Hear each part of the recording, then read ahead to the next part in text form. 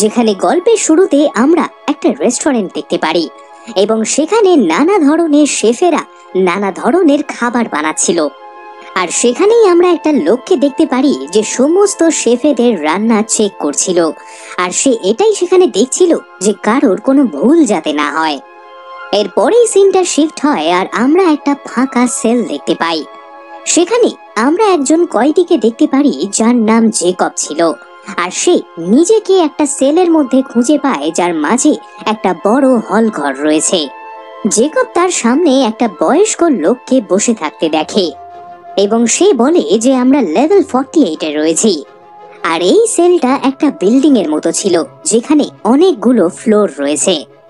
সেই বয়স্ক লোকটা যার নাম জন ছিল সে জেকবকে ওই বিল্ডিংটার ব্যাপারে বিস্তারিতভাবে বলে এবং সে এটাও তাকে জানায় যে তারা এখন 48 তলায় রয়েছে।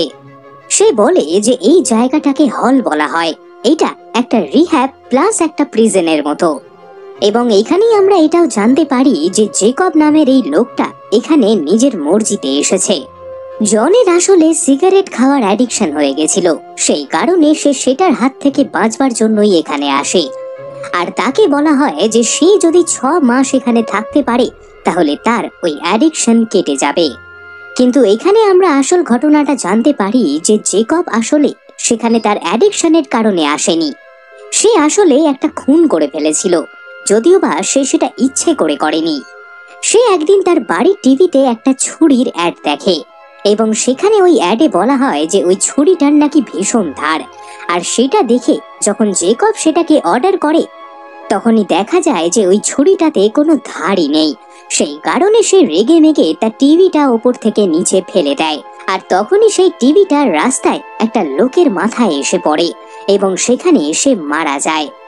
জেকব 6 মাস তার সেখানে থাকার সিদ্ধান্তটাকে আরো এক্সটেন্ড করায় এবং সে এখন আরো কিছুদিন সেখানেই থাকবে। জন এরপরে জেকবকে জানায় যে প্রতিদিন খাবার ওপর থেকে এক এক করে নিচে আসে এবং প্রত্যেকটা ফ্লোরে যারা যারা রয়েছে তারা সেই খাবারটা খেতে থাকবে, আর ওইভাবে এক এক করে ওই একই খাবারটা নিচ অব্দি গিয়ে পৌঁছাবে। সে এটাও জানায় যে ওই খাবারের প্ল্যাটফর্মটা যখন নিচে আসবে সেটা বেশিক্ষণের জন্য এখানে থামবে না। 1 মিনিটের মধ্যে সে যতটা খেতে পারবে তাকে খেয়ে নিতে হবে। আর এখানে সবচেয়ে চমকের ব্যাপার হলো যে কেউ খাবারটা নিজের কাছে সরিয়ে নিতে পারবে না, আর এটা যদি কেউ করে তাহলে রুমের তাপমাত্রা হয় বেড়ে যাবে আর নয়তো ভীষণ কমে যাবে। আর সেই তাপমাত্রা এতটাই গরম বা ঠান্ডা হতে পারে যে এখানকার সেই বাসিন্দারা মরতেও পারে।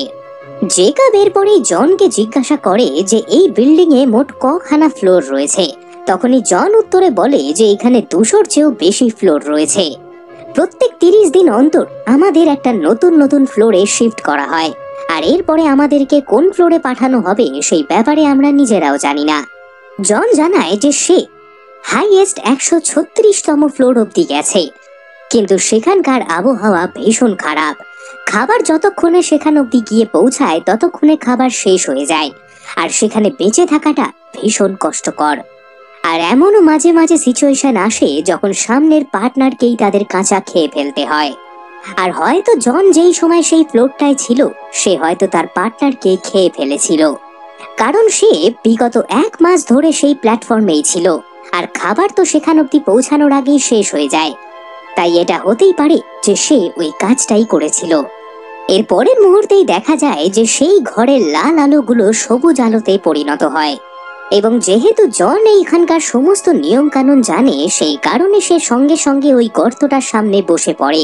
আর এর পরের মুহূর্তেই সেখানে ওই খাবারের প্ল্যাটফর্মটা চলে আসে। খাবারগুলো সেখানে ভীষণ নোংরা অবস্থায় পড়েছিল, সেই কারণে জেকব ওই খাবারগুলো খেতে চায় না। কিন্তু সেখানে আমরা দেখতে পারি যে জন ওই খাবারগুলো অমানুষের মতো খেতে শুরু করে। সেখানে জেকবকে এই কাজটা করতে দেখে জন বলে যে তুমি এটা ভীষণ ভুল করছো, তোমার ভাগ্যটা খুব ভালো যে তুমি 48 তলায় রয়েছো। আর এরপরেই আমরা জেকবকে দেখি সেই খাবারের প্ল্যাটফর্ম থেকে একটা আপেল সে নিজের কাছে রেখে দেয়, কিন্তু এখনো জেকব জানে না যে এই নিয়মটা ভাঙলে তার সঙ্গে কি হতে পারে। এরপরেই যখন সেই খাবারের প্ল্যাটফর্মটা নিচে যেতে শুরু করে জন সঙ্গে সঙ্গে ওয়াইনের ওই বোতলটা তুলে নেয় এবং সে জেকাবকে বলে যে ওপরের ফ্লোরে মুসলিমরা রয়েছে আর সেই কারণেই ওয়াইনটা এই তলা অব্দি এসে পৌঁছালো।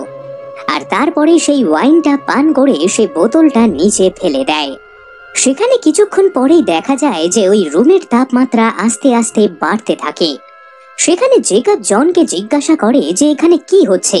তখনই জন বলে যে রুমের তাপমাত্রা বাড়তে শুরু করেছে আর এটা ততক্ষণ অবধি বাড়বে যতক্ষণ না আমরা জ্বলে মরে না যাই। আর এটা তোমার কারণেই হয়েছে, তুমি ওই প্ল্যাটফর্ম থেকে খাবারটা তোমার কাছে রেখে দিয়েছো। এবং এতে ভয় পেয়ে জেকাব সঙ্গে সঙ্গে সেই আপেলটা ওই গর্ত দিয়ে নিচে ফেলে দেয়। আর তখনই সেই রুমের তাপমাত্রা আবার নরমাল হতে শুরু করে। এরপরেই আমরা দেখি যে জেকাব আর জন একে অপরের সঙ্গে কথা বলতে শুরু করে। সেখানে জানা যায় যে এই প্রিজনে যখন বন্দীদের আনা হয় তখন তাদের ব্যাপারে সমস্ত ডিটেলস নিয়ে নেওয়া হয়। আর সেখানে তাদের সঙ্গে তাদের যে কোনো একটা জিনিস এই প্রিজনে আনার অনুমতি তাদের দেওয়া হয়। এবং সেখানেই আমরা জানতে পারি যে জেকাব তার সঙ্গে একটা বই এনেছিল আর জন তার সঙ্গে সেই ছুরিটা নিয়ে আসে যেটার অ্যাড সে ওই টিভিটায় দেখেছিল। এর পরের দিন আমরা দেখতে পারি যে ওই খাবারটা আবার নিচে আসে এবং সেই বয়স্ক জন সেই খাবারটা আবার অমানুষের মতো খেতে শুরু করে। কিন্তু জেকাব সেই দিন কেউ ওই খাবারে হাত লাগায় না। জেকাবের মাথায় একটা বুদ্ধি আসে। সে বলে যে এই খাবারটা আমাদের একদিন করে গ্যাপ দেওয়া উচিত, তাহলে খাবারটা নিচের লোকেদের অবধি পৌঁছে যাবে যারা না খেতে পেয়ে একে অপরকে কাঁচা চিবিয়ে খায়। এইটা শুনে জন তখনই বলে যে এইসব বোকাদের মতো কথা বলো না, কারণ আমাদের ওপরের তলায় যেই লোকেরা রয়েছে তাদের এতে কিছুই যায় আসে না, তারা শুধু নিজেদের পেট ভরতে পারলেই বাঁচে। এরপরেই আমরা দেখি যে জন সেই খাবারটার উপরেই টয়লেট করে দেয়, কারণ সে নিচের মানুষগুলোকে মানুষ বলে মনে করে না। এইটা দেখে জেকাব জনকে বলে যে তুমি এই কাজটা কেন করলে, ওপরের কেউ যদি এই একই কাজটা করতো তাহলে তোমার কেমন লাগতো। তখনই জন উত্তরে বলে যে ওপরের লোক যে এমনটা করেনি তারও তো কোনো মানে নেই। এরপরেই সেখানে জেকাব সেই বইটা পড়তে শুরু করে আর তখনই ওপরের সেল থেকে একটা লোক নিচে পড়ে যায় এবং সে ওই গর্তটা থেকে নিচে পড়তেই থাকে। জেকাব এটা দেখে জনকে জিজ্ঞাসা করে যে এইটা কি হলো। তখনই জন উত্তরে বলে যে ওপরে যারা রয়েছে তারা যেহেতু প্রথমে সমস্ত ভালো খাবার এবং মদ পেয়ে যেত, সেই কারণে এখন তাদের অ্যাডিকশন হয়ে গেছে আর সময় অনুযায়ী তারা যদি সেইগুলো না পায় তাদের মাথা খারাপ হয়ে যায় আর তখনই তারা এসব কাজ করে। আমরা দেখি যে জেকাবের গালেও এখন সেই লোকটার কিছু রক্তের ছিটে ফোঁটা লেগে রয়েছে আর এরপরেই জেকব তার গাল থেকে সেই রক্তের দাগটা মুছে নেয়। জেকাব এরপরই জনকে জিজ্ঞাসা করে যে তুমি এর আগে মোট কখানা ফ্লোরে ঘুরে এসেছো।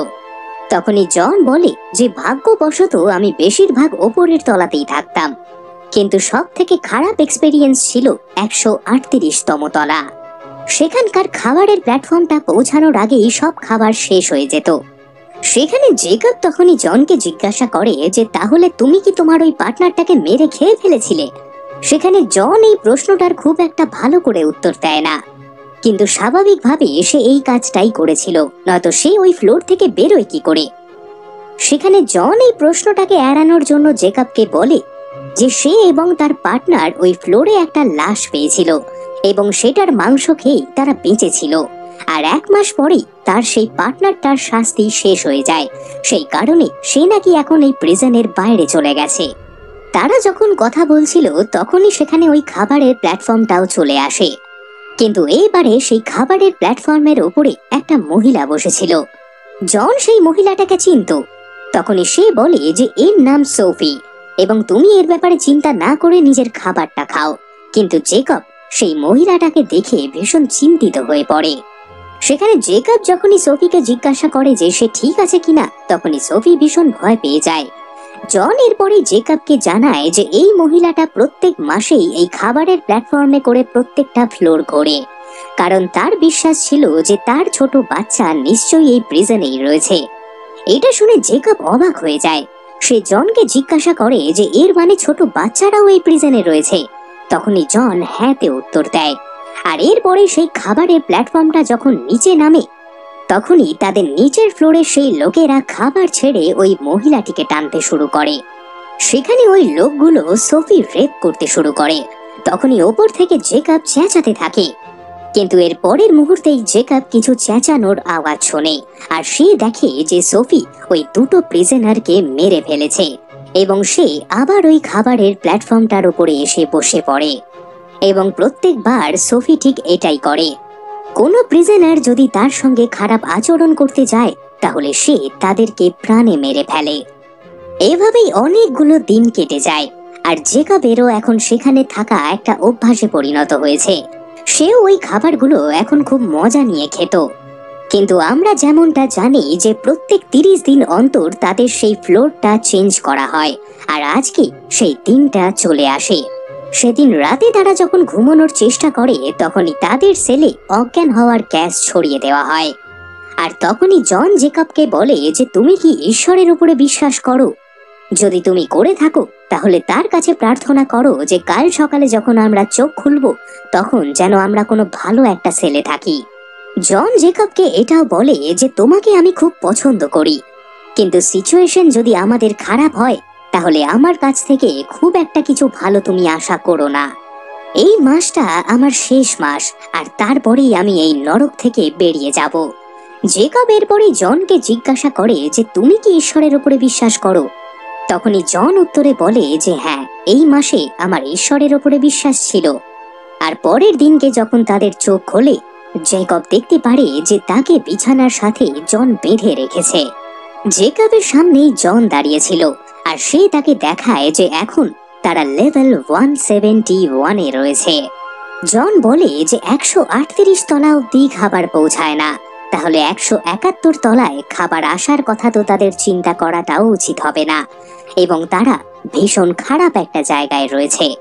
জন জেকবকে বলে যে তোমার এখনো বয়স কম, প্রথম কয়েকদিন তুমি তোমার খিদের উপরে নিয়ন্ত্রণ নিয়ে নেবে, কিন্তু তারপরে তোমার মাথা খারাপ হলে আমার উপরে তুমি যখন তখন চড়ে বসবে, আর শিকার হয়ে যাওয়ার থেকে ভালো শিকার করা।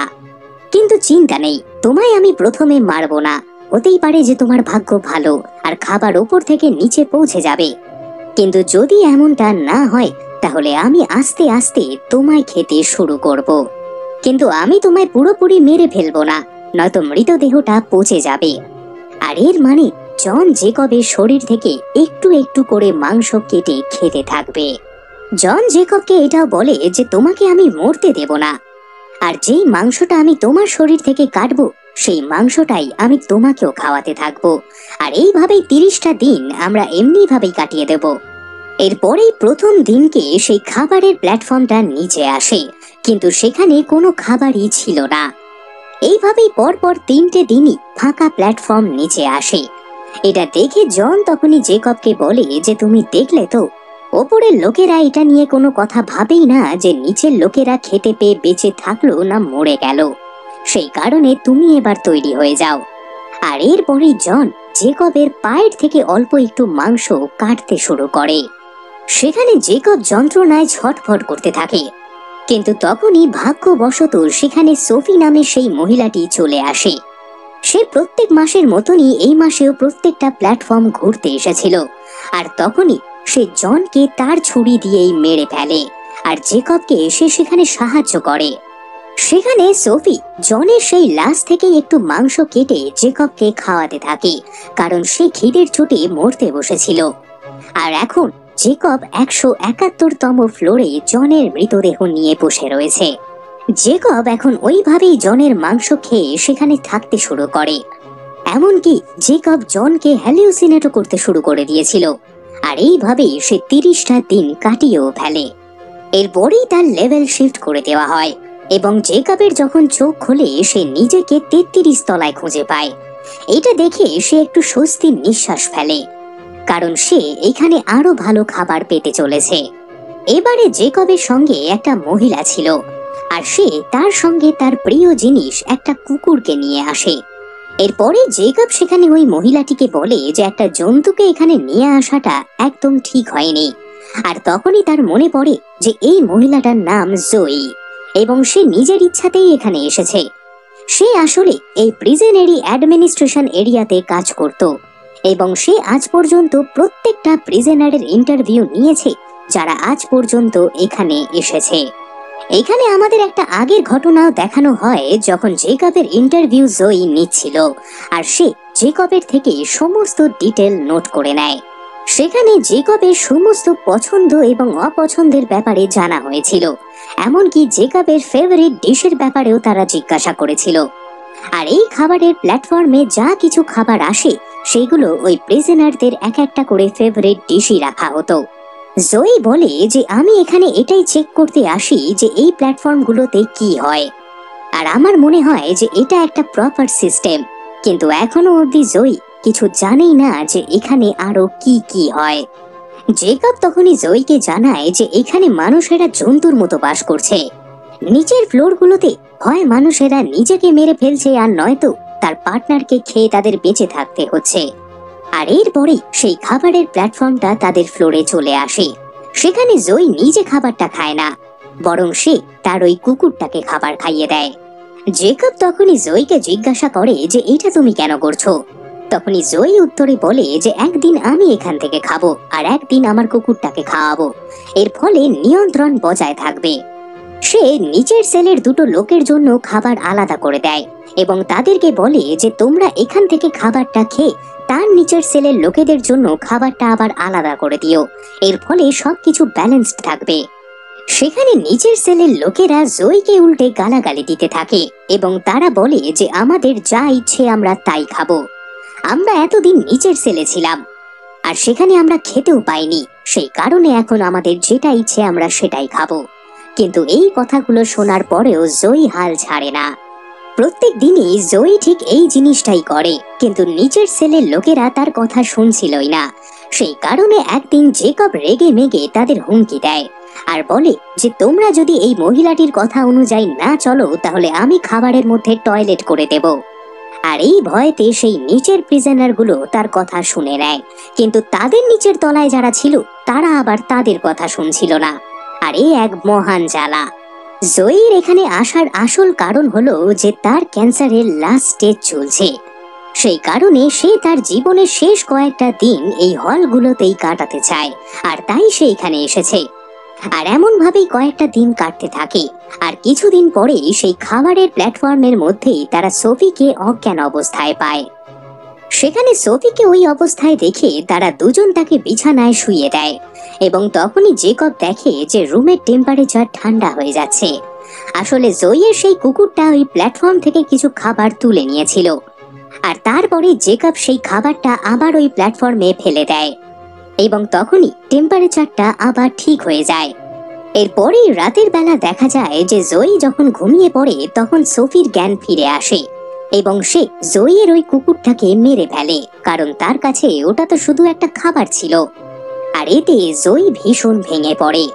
আমরা জানতে পারি যে এখন জেকব আর জয়ীর সেই 33তম ফ্লোরে সময় শেষ হয়ে গেছে। জেকব জয়ীকে বলে যে তুমি ভালো করে খেয়ে নাও, কারণ কালকে হয়তো আমরা কোনো নিচের ফ্লোরে থাকবো আর সেখানে হয়তো আমরা খাবার নাও পেতে পারি। জেকব জানতো যে হয়তো এই বিল্ডিং এ মোট 200টা ফ্লোর রয়েছে, কিন্তু পরের দিন যখন তার চোখ খোলে সে নিজেদেরকে 202 ফ্লোরে খুঁজে পায়। জেকবের সেই আবার দুঃস্বপ্নের রাতগুলো শুরু হয়, কিন্তু সেখানেই সে দেখতে পায় যে জয়ী সুইসাইড করে নিয়েছে। আসলে জয়ী জানতো যে এখানে খাবার না পেয়ে তারা মারা যাবে, সেই কারণে তাদের মধ্যে একজনকে তো মরতেই হবে। আর জয়ী নিচে ঝাঁপনা মেরে সুইসাইড করে নেয় যাতে জেকব তার মাংস খেয়ে বেঁচে থাকতে পারে। জেকব প্রথম কয়েকদিন তার বইয়ের পাতা চিবিয়ে খেতে শুরু করে, কারণ সে মানুষের মাংস খেয়ে জন্তু হতে চায় না। এইভাবে সে কয়েকটা দিন তো কাটিয়ে নেয়, কিন্তু আস্তে আস্তে খিদের চোটে সে পাগল হয়ে যাচ্ছিল এবং সে সেখানে জন এবং জয়ীকে হ্যালুসিনেটও করতে শুরু করে। আর অবশেষে সে নিজেকে না আটকাতে পেরে জয়ীর মাংস খেতে শুরু করে। এখানে যাই হোক ভাবে সে আবার 30টা দিন কাটিয়ে নেয় এবং পরের দিনকে আবার যখন জেকবের চোখ খোলে সে নতুন একটা সেলে নতুন প্রিজনারের সঙ্গে ছিল, তার নাম ডেভিড, এবং সে সেখানে ভীষণ খুশি ছিল। তারা এখন লেভেল 6 রয়েছে আর এখানে তারা সুস্বাদু খাবার পেতে চলেছে। ডেভিড আসলে তার সঙ্গে দড়ি নিয়ে এসেছিল এবং সে এই দিনটার জন্যই অপেক্ষা করছিল যে সে কখন উপরের ফ্লোরে পৌঁছাবে। সে 5 নম্বর ফ্লোরের লোকেদের সেই দড়িটা ধরে টানতে বলে এবং সে বলে যে এইভাবেই আমি 0 ফ্লোরে পৌঁছে যাব, আর আমি ঈশ্বরের সঙ্গে কথাও বলেছি। ওপরে 5 নম্বর ফ্লোরে একটা কাপল ছিল, আর তারা ডেভিডকে বলে যে ঈশ্বর তোমাকে কি বলল শুনি। ডেভিড তখনই বলে যে ঈশ্বর আমায় বলেছে যে যে আমাকে সাহায্য করবে সে তাকে অমর বানিয়ে দেবে। আর এটা শুনে ওই লোকটা হাসতে শুরু করে এবং সে ওই দড়িটা ডেভিডের থেকে চায়। এবং যখনই ডেভিড দড়িটা ধরে উপরে উঠতে শুরু করে তখনই সেই লোকটা তার উপরে টয়লেট করে দেয় আর ডেভিডকে সে উপর থেকে নিচে ফেলে দেয়। এই জিনিসটা হওয়ার পরে ডেভিডের আত্মবিশ্বাস ভেঙে যায় এবং সেখানে জেকব যেহেতু অনেকটাই দেখে নিয়েছিল সেই কারণে সে আর কোনো কথা বলে না। এবং ওই খাবারের প্ল্যাটফর্মটা যখনই নিচে আসে সে সেখান থেকে চুপচাপ খেতে থাকে। জেকব এরপরেই হঠাৎই ডেভিডকে বলে যে আমাদের উপরে নয় বরং নিচে যাওয়া উচিত। আমি হাইয়েস্ট 200 অব্দি গেছি, কিন্তু আমি যত দূর এখানকার প্ল্যাটফর্মটার সময় গুনেছি আমার হিসেব বলছে যে এখানে মোট 250টা ফ্লোর রয়েছে। জেকব বলে যে আমরা এই প্ল্যাটফর্মে করে নিচে যাব, আর আমাদের নিচেদের লোকেদের আমরা খাবারটা খেতে দেব না, আর একদম নিচে যারা রয়েছে তাদেরকে এই খাবারটা আমরা দিয়ে দেব। আর এরপরে এই প্ল্যাটফর্মটা যখন লেভেল 0-তে গিয়ে পৌঁছাবে আমরা উপরে বেরিয়ে যাব। সেখানে ডেভিড জেকবের এই প্ল্যানটা শুনে ভীষণ খুশি হয় এবং তারা সঙ্গে সঙ্গে তাদের খাট থেকে কিছু রড ভাঙতে শুরু করে, কারণ তাদের কিছু অস্ত্রেরও প্রয়োজন পড়বে। আর এরপরে সেই প্ল্যাটফর্মে করে তারা নিচে যায়। সেখানে যেই লোকেরা তাদের কথা শুনছিল না তাদের উপরে তারা আক্রমণ করছিল। এইভাবেই তারা অনেকগুলো ফ্লোর নিচে যায়, আর তেমনই একটা ফ্লোরে একটা চালাক লোকের সঙ্গে তাদের আলাপ হয়। সেই লোকটা বলে যে তোমরা এই সিস্টেমটাকে যদি বদলাতেই চাও তাহলে যে কোনো একটা ডিশ তোমরা একদম নিচ অব্দি বাঁচিয়ে নিয়ে যাও, আর তারপরেই সেটা ওইভাবেই ওপরে নিয়ে আসো। এবং যখন অ্যাডমিনিস্ট্রেশন দেখবে যে তাদের একটা খাবার ফিরে এসেছে তারা বুঝতে পারবে যে তাদের সিস্টেমে নিশ্চয়ই কোনো গন্ডগোল রয়েছে। সেখানে তারা তেমনই করে, তারা একটা ডিশ সেখান থেকে সরিয়ে নেয়। আর এইভাবেই তারা যখন নিচে গিয়ে পৌঁছায় তারা দেখতে পায় যে একটা লোক সোফির উপরে আক্রমণ করছে। সেখানে তারা তাকে বাঁচানোর চেষ্টাও করে, কিন্তু ওই লেভেলের লোকেদের কাছে ছুরি ছিল, সেই কারণে তাদেরকে তারা ভীষণ আহত করে দেয়। তারা যত নিচে যেতে থাকে সেখানকার অবস্থা ভয়ঙ্কর ছিল। মানুষেরা একে অপরকেই খেয়ে ফেলতে শুরু করে এবং এই করতে করতেই তারা 300 তলায় গিয়ে পৌঁছায়। তারা এতক্ষণে অনেকটাই আহত হয়ে গেছে, আর এরপরই তারা অবশেষে সব থেকে নিচের তলায় গিয়ে পৌঁছায় এবং সেটা ছিল 333। সেখানে যাওয়ার পরে জেকব লক্ষ্য করে যে সেখানে একটা ছোট বাচ্চা রয়েছে, আর তখনই তার সোফির মেয়ের কথা মনে পড়ে। সোফি হয়তো এখান অব্দি কখনো পৌঁছায়নি আর তাই সে তাকে দেখতে পায়নি। কিন্তু জেকবের মাথায় একটা প্রশ্ন ঘুরে বেড়ায় যে এই বাচ্চাটা এতদিন বেঁচে কি করেছিল। এবং তখনই সে লক্ষ্য করে যে ডেভিড মারা গেছে, আর যেই খাবারটা সে বাঁচিয়ে রেখেছিল সেটা সে ওই বাচ্চাটাকে দিয়ে দেয়। পরের দিনকে আবার যখন ওই প্ল্যাটফর্মটা নিচে আসে তখনই সেটার উপরেই জেকব এবং সেই মেয়েটা বসে পড়ে, আর ওই প্ল্যাটফর্মটা তারপরেই নিচে নেমে আসে। সেখানে জেকব জনকে দেখতে পায় এবং জন তখনই জেকবকে বলে যে এই প্ল্যাটফর্মটা শুধু বাচ্চাটাই ওপরে যেতে পারবে। এবং জেকব তখনই সেখান থেকে নিচে নেমে পড়ে, আর তারপরে ওই প্ল্যাটফর্মটা ফুল স্পিডে ওপরে যেতে থাকে। আর এই সিনেমাটিও এখানেই শেষ হয়ে যায়। সিনেমাটা ভীষণ কনফিউজিং ছিল, কিন্তু এরপরেই আমরা জানতে পারি যে ওই বাচ্চাটার সেই সেলে থাকাটা আসলে সত্যি ছিল না। এমনকি সেই খাবারটাও একদম ঠিকঠাক ভাবেই ওপরে এসে পৌঁছায়, কারণ এই লাস্ট সিনে আমরা দেখতে পারি যে সেই অ্যাডমিনিস্ট্রেশনের হেড ওই খাবারটা পেয়ে যায়। সে এটা দেখে অবাক হয় যে খাবারটা কেউ খায়নি, কিন্তু সে তখনই ওই খাবারটার মধ্যে একটা চুল লক্ষ্য করে এবং সে তার শেফেদের উপরে রাগ করে যে এই খাবারটায় চুল ছিল বলে কেউ খাবারটা খায়নি, আর সে এই হলের ভেতরে কি হচ্ছে সেটা জানতেও পারল না। এর মানে এই হলের পরিস্থিতি কখনো কোনো দিনও বদলাবেও না। আসলে এই গল্পটা খুব ভালোভাবে দেখলে আমরা বুঝতে পারবো যে এটা আমাদের সোসাইটিরই একটা গল্প। মানুষেরা আলাদা আলাদা লেভেলে ভাগ হয়ে রয়েছে। কেউ অত্যাধিক বড় লোক, তো আবার কেউ দিন এনে দিনও খেতে পারে না। গরিবেরা বড় লোকদের ব্যবহারের উপরে কিছুই করতে পারে না। আর এই মুভিতে এমনও অনেক সিন রয়েছে যেখানে আমরা দেখতে পারি যে বড় লোকেরা গরিবদের উপরে অত্যাচার করছে। তারা নিজেদের থেকে নিচে যারা রয়েছে সেই লোকেদের সঙ্গে ভালোভাবে ব্যবহার পর্যন্ত করে না। এবং আমাদের প্রতিদিনের জীবনে আমরা এমন দৃশ্য প্রায়শই দেখে থাকি।